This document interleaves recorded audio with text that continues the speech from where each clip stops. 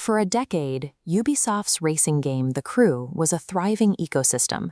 Over 12 million people registered to drive its digital roads. Then, in early 2024, Ubisoft pulled the plug, and that entire virtual world disintegrated. The timeline from launch to deletion is accelerating. Sony's hero shooter Concord cost $200 million and took 8 years to develop. Less than 2 weeks after launch, Sony took the game offline, issued refunds, and permanently dissolved the studio that made it. In the early days of online gaming, a shutdown meant developers simply turned off the matchmaking servers. Today, publishers are taking an aggressive extra step. They are actively revoking digital licenses directly from players' libraries, rendering downloaded files completely unplayable. Millions of consumers are currently paying full retail price, up to $70 a copy, for what is essentially a temporary revocable rental agreement. When the servers go dark, the impact on the player base is profound.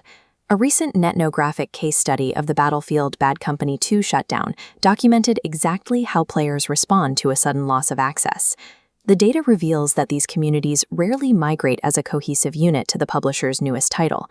Instead, they retreat to localized external channels, like dedicated subreddits, to mourn the loss of their shared digital space and preserve their social bonds. Live service games function as massive social third places, allowing people to gather, collaborate, and build relationships over thousands of hours. Then, the publisher demolishes those spaces overnight, evicting everyone inside. Under the current operational model, consumers have absolutely zero power to preserve their own digital history or maintain the communities they spent years building. It is easy to view these shutdowns as acts of pure corporate greed. But if we look at the reality of running a live service studio, perpetual server support is an economic impossibility for almost every developer on Earth. This scale shows the core metric: lifetime value versus acquisition cost. A game is sustainable only if it generates $3 in value for every dollar spent acquiring players. Once retention drops and this ratio inverts, the product becomes a financial black hole. Compounding that financial bleed are severe external pressures. Legacy server architectures structurally rot over time, requiring expensive upkeep, and third-party brand licenses, like the rights to feature real-world automotive brands, eventually expire and demand costly renewals. From a corporate accounting perspective, decommissioning an active game is a mathematical inevitability. Consumers are refusing to accept that math. Organized by creators like Ross Scott, a movement called Stop Killing Games has mobilized to challenge the legality of the live service business paradigm. A formal European citizens' initiative aimed at requiring developers to leave games in a playable state has gathered over 1.2 million signatures. The friction has escalated into direct legal action.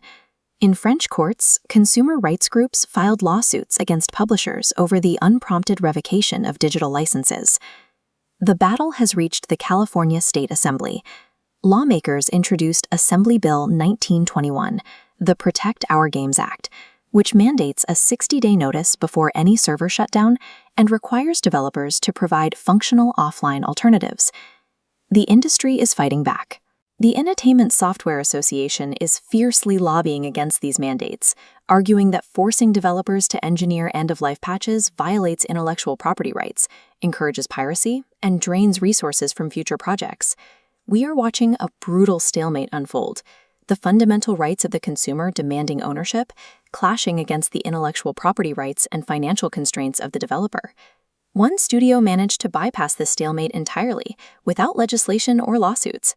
When Valens Studios developed the multiplayer hit Knockout City, they eventually faced the exact same financial realities as the rest of the industry.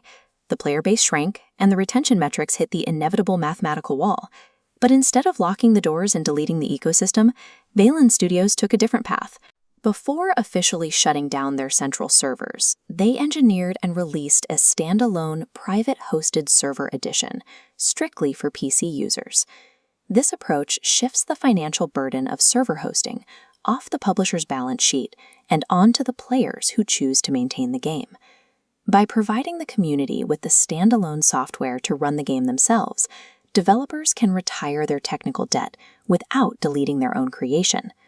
This sets a new, sustainable standard for the medium. Developers do not need to pay for server hosting forever. but they do need to architect an end-of-life plan from day one of development.